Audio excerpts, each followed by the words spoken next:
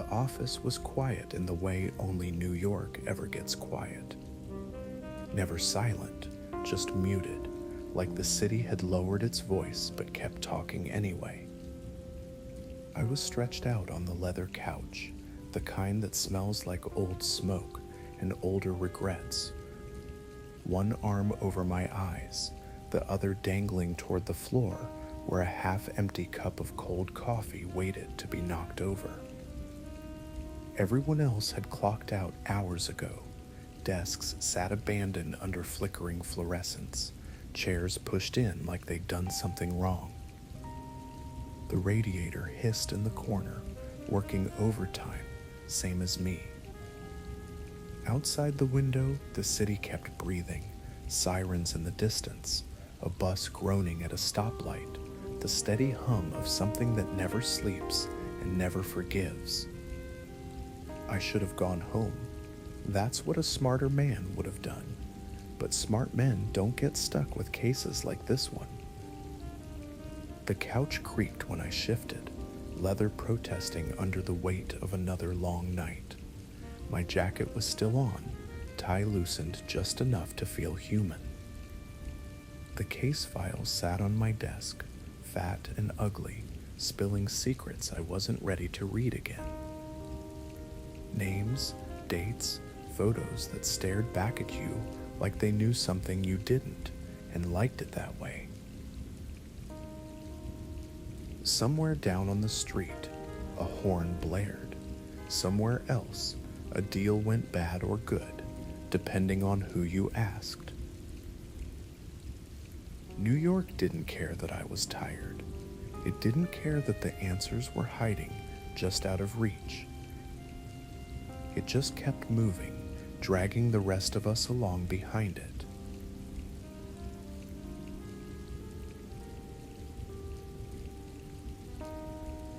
I lit a cigarette I wouldn't finish and stared at the ceiling, watching shadows crawl like guilty thoughts. I had a feeling I'd be here all night, the kind of feeling you get when the city's still wide awake and the truth is pacing back and forth, waiting for you to make the next mistake. And sooner or later, I always did. They call me Detective Noir. Don't know who started it. Maybe the papers, maybe the streets, but it stuck harder than most things in this city ever do. I've been a detective in New York for coming up on 30 years now, long enough for the city to change its face 3 times and still keep the same mean grin underneath. 30 years of late nights, 30 years of bad coffee, worse cigarettes, and offices that smell like rain-soaked coats and old files. I've spent more time under buzzing lights than daylight, more time talking to liars than telling the truth. You learn early that sleep is optional in this line of work, but the job never is. Being a detective isn't just chasing killers down alleyways like the movies want you to believe. It's paperwork stacked higher than your conscience. It's knocking on doors at 3 a.m. and watching a mother's face fall apart before she says a word. It's sitting across from someone in a cheap interrogation room, listening to them swear they're innocent while their hands tell a different story. It's favors owed and favors collected, informants who smell like trouble and always want more than you're allowed to give. I've worked homicides that followed me home, missing persons that never got found, and cases that closed on paper but never really closed in my head. I've stood in the rain guarding chalk outlines, watched the sun come up over a city that didn't care who didn't make it through the night. You learn to read people who's scared, who's lying, who's already made peace with what they've done.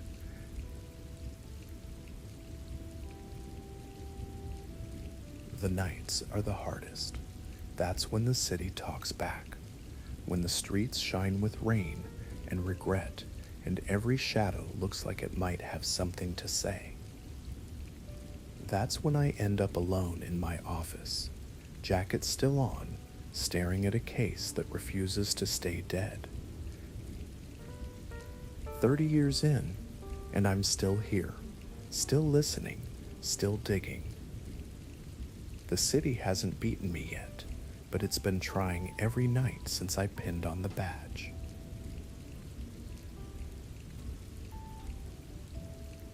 My office has always been more of a confession booth than a workplace.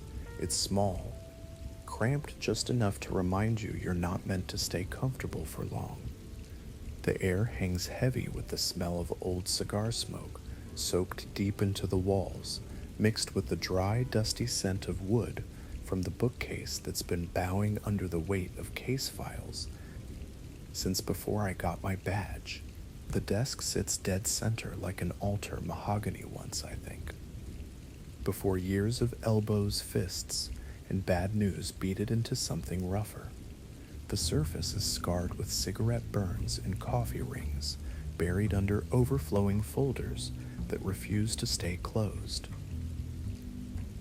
Every file has a story in it, and none of them end well. A black rotary phone squats near the edge, silent for now, but never harmless. When it rings, something's already gone wrong. Venetian blinds cover the single window, bent and crooked, casting striped shadows across the room like a cell door. Streetlight seeps through them, slicing the smoke into pale bands that crawl over the walls and my face when I lean back in the chair. The light makes everything look guilty, even the things that aren't. Against the wall stands a coat rack that's seen better decades. My fedora hangs there, brim curved just right, trench coat draped beneath it like it's waiting for another long walk in the rain. It smells like wet pavement and cold nights, same as me most days. The room hums softly, radiator ticking, city noise bleeding in through the glass, the faint creak of the building settling into another sleepless night. It's not much of an office, but it's mine, and in a city full of noise and lies, it's the one place where the truth always seems to find a chair and sit down uninvited. I already know how this night ends. I'll be here till the sun comes up, trying to crack this case, eyes burning, head heavy, but at least I've got cigars and bourbon to keep me company. The good stuff, too. I keep the bottle in the bottom drawer of my desk, hidden behind old warrants and a photo I don't look at anymore. The cigar smoke curls up toward the ceiling, lazy and confident, like it knows it's not going anywhere. Same as me. This one's a jewel job, clean, expensive, and loud in all the quiet ways that matter. A thief lifted $1.3 million worth of jewels from the Grand Central Diamond safe. Middle of the city, middle of the night. No alarms tripped, no locks forced. Just empty velvet trays and a room full of questions. Whoever did it knew the building, knew the timing, and knew exactly how long it would take me to show up. I was hot on his tail from the start. Too hot. Every lead felt warm, every witness nervous, every shadow just a little too interested. But he's slippery, this one. Always a step ahead, always just out of reach. And he likes to leave things behind, not mistakes, not evidence, clues. Intentional ones, like he's inviting me to play. The first was a Sudoku, folded neat and tucked into a locker near the tracks, half filled in, numbers dark and deliberate. Most guys would have laughed it off. I didn't. The solution led me to a single block downtown, run-down buildings, flickering streetlights, the kind of place the city forgets on purpose. I walked in expecting answers. What I got was an ambush. 3 men came out of the dark like they'd been waiting all night just for me. No words, just fists and steel. They knew my name. That told me everything I needed to know. I left them bleeding, but not before one of them smiled through broken teeth, like the whole thing had gone exactly to plan.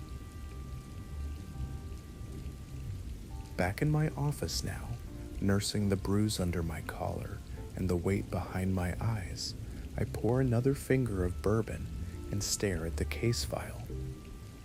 The thief isn't running, he's leading me somewhere, testing me, making sure I'm still willing to follow. The city outside keeps moving, blind to the game being played in its veins. The blinds rattle softly as a train passes, shadows striping the room like prison bars. I take a drag from the cigar and let the smoke fill my lungs. Sun's a long way off. And this dance is just getting started. They didn't just come after me, they went after the car. I knew something was wrong the moment I looked out the window. The streetlight caught her just right, or what was left of her. My 1942 Buick Super sat at the curb like a wounded animal, leaning low, dignity gone but not forgotten. All 4 tires sliced clean, precise work, not vandalism, a message. I loved that car, more than I should have, probably. She had a leather cream interior, worn soft from years of long drives and longer thoughts, seats that knew my shape better than most people ever did. The dash still smelled faintly of oil and cigars, and when you shut the door, it made a sound that told you the world was locked out. The exterior was Elan blue, deep, confident, the kind of color they don't make anymore. She looked good under streetlights, and even better in the rain. That Buick had been with me through half my career. Stakeouts, dawn drives over empty bridges, nights where the engine was the only thing still talking to me. She always started, even when I didn't feel like I could.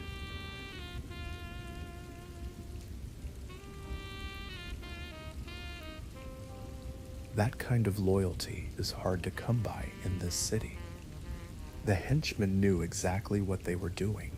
Slashing tires is easier than pulling a trigger, but sometimes it hurts more.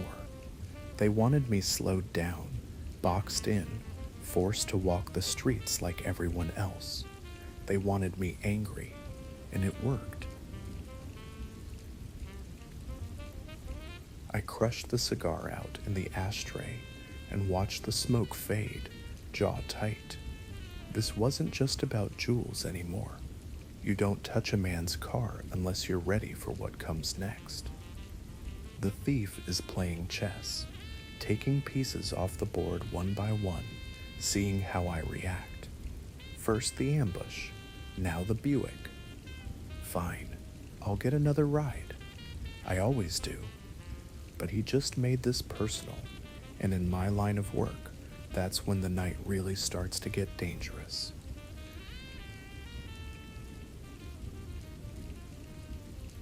Just as I thought I was getting somewhere and getting good and riled up, the phone went. That old rotary rang sharp and sudden, cutting through the smoke and the quiet like it always did. I stared at it for a second, half expecting bad news. Instead, it was something heavier. I picked it up and heard the one voice that could still slow my breathing. "Barb," I said. "You're still at the office," she replied. Not a question. She never had to ask after 40 years of knowing me. "Yeah," I said. "Case won't let go." There was a pause on the line. I could picture her in the kitchen, robe on, light over the sink still burning. She'd put up with more than she ever should have, and never once asked for credit. "Jimmy's birthday tomorrow," she said gently. "He's been talking about it all week." I closed my eyes and leaned back against the desk. "I know. I want him to see you when he wakes up," she added, "even if you're half asleep." I looked at the window, at the city still chewing on the night. "I'll be home," I said. "Before the sun's up, I promise." Another pause, softer this time. "Don't make it one of those promises," she said. "It won't be," I told her. And for once, I meant it. "All right," Barb said. "Drive safe." I almost laughed at that. "I love you," she said. "Yeah," I replied, voice low. "I love you too." The line went dead, and the office felt quieter than it had all night. I set the receiver back in its cradle and let the smoke drift upward. The case could wait a few hours. Some things still mattered more than the city. The office settles back into its familiar rhythm after the call, like it knows me well enough not to ask questions. This place has always felt less like a room and more like a refuge. 4 walls, a door that locks, and just enough light to keep the shadows honest. I find comfort here more than I ever should. I'm not much for crowds anymore. Haven't been for a long time. Somewhere along the line, the city got louder and I got quieter. I don't haunt bars, don't linger at precinct bull sessions. When the day shift clocks out, that's when I breathe easier. No small talk, no eyes on me, no expectations, just me, the files, and the low hum of New York leaking in through the glass. The chair by the desk knows my weight. The couch knows my bones. I've fallen asleep here more times than I care to admit. Coat still on, hat tipped over my face, the blinds rattling when a train rolls past. There's a strange peace in that being alone, but not lonely, surrounded by the tools of a job I understand better than most people. The bookcase creaks when the building shifts, wood expanding and contracting like it's alive. Old law books, outdated manuals, case folders yellowed at the edges. They're all still here, all still useful in their own way. They don't judge. They don't ask how long it's been since you took a real day off. This office doesn't rush me.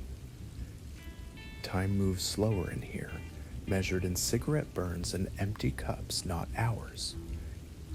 Out there, the city demands things, smiles, excuses, energy I don't always have. In here, I can sit with my thoughts, even the ugly ones, until they start to make sense. I know it's not healthy, living like this. Barb says it's a habit I picked up and never put down. Maybe she's right. But when the door is closed and the blinds are drawn, the world feels manageable, smaller, something I can still get my arms around. I'm a recluse, sure, but in this office, with the smoke hanging low and the city murmuring outside, I don't feel hidden. I feel steady.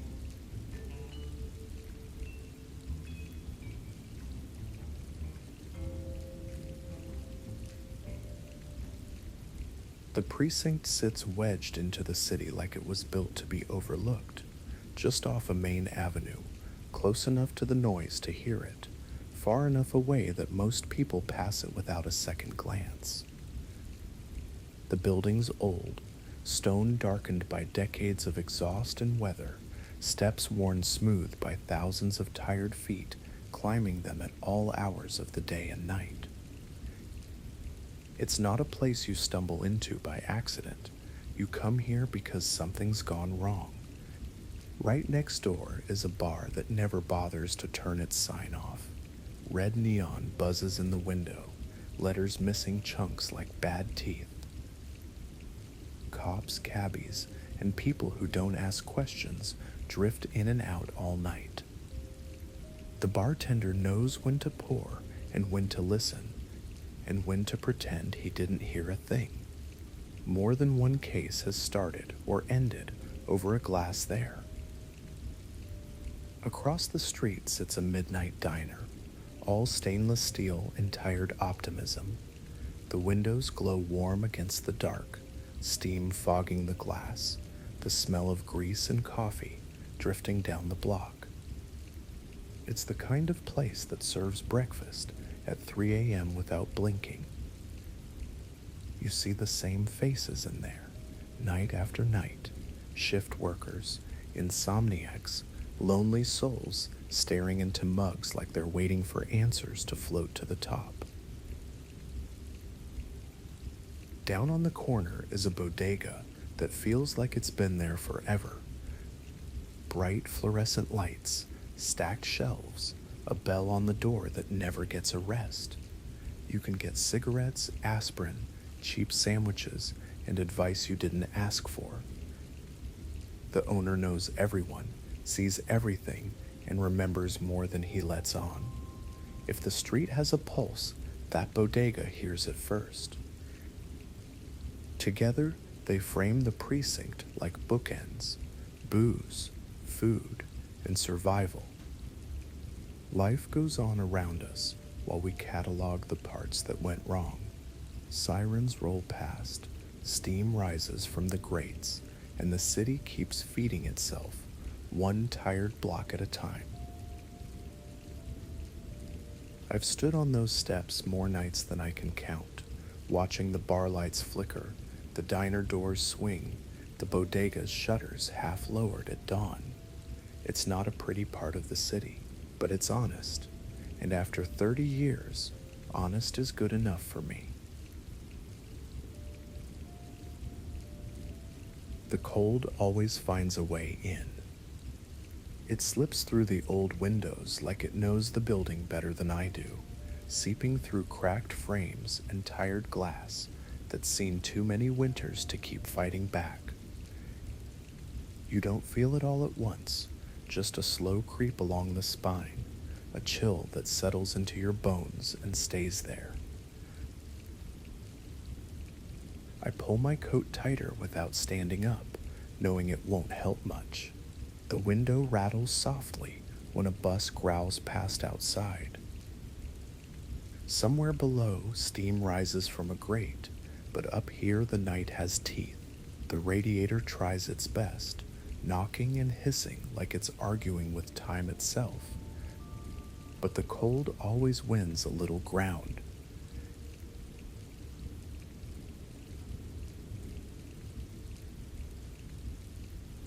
I push myself up from the chair and head for the coffee pot in the corner. The glass is stained brown, the burner scarred from years of being left on too long. I pour myself another cup anyway. It's bitter, burnt, and past its prime, just how I like it at this hour. The heat warms my hands first, then works its way in slow. I take a sip and wince, then nod. Still does the job. The smell of coffee mixes with the cigar smoke and old paper, filling the room with something close to comfort.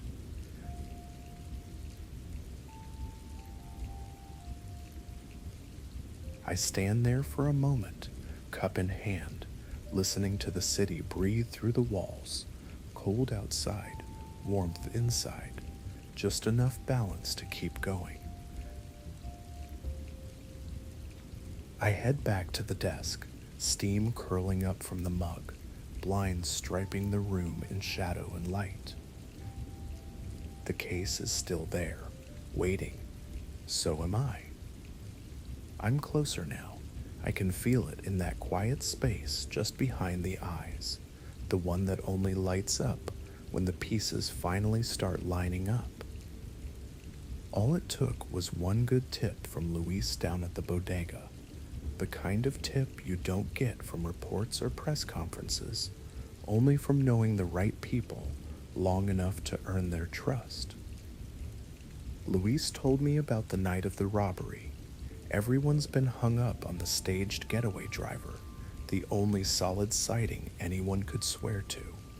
A car idling too long, engine running, driver nervous, red paint, clean plates. Looked like the perfect exit. Too perfect. Thing is, the car never left. By the time anyone thought to check, it was abandoned. No rush, no panic, just sitting there like it was meant to be found. A red herring.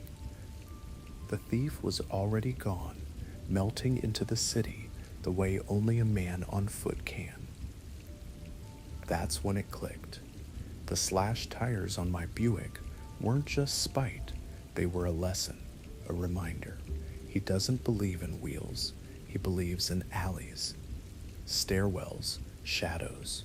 He moves the way the city moves underneath itself. The sewers, service tunnels, old maintenance corridors no one's mapped right since the war. New York has another city under it, and that's where he's been living, walking it, learning it. Louise said the thief came by a few nights back, asking questions. Polite, quiet, wanted to know if the cellar could be used for the right price. Didn't say for what, didn't have to. Louis smelled trouble and did what smart men do in this town. He called me first. I guess it pays to have good connections in this city. 30 years of late nights buys you a few favors when you need them most. Now, I've got a map forming in my head. Routes, entry points, dead ends. He's not disappearing anymore. He's narrowing his world, whether he knows it or not.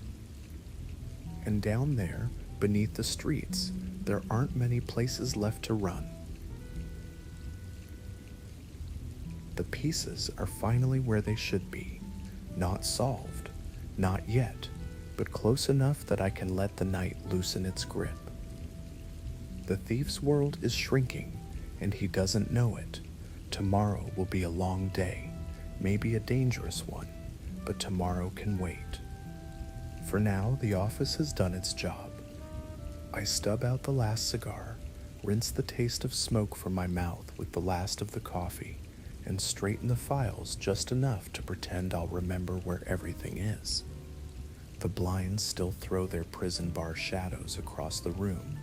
The city still murmurs outside, but I don't feel chained to it tonight. I grab my coat from the rack, pause for a moment, and look back at the desk. This place will be here when I return. It always is.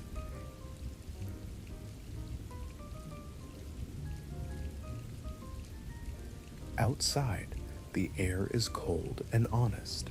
I walk home instead of driving.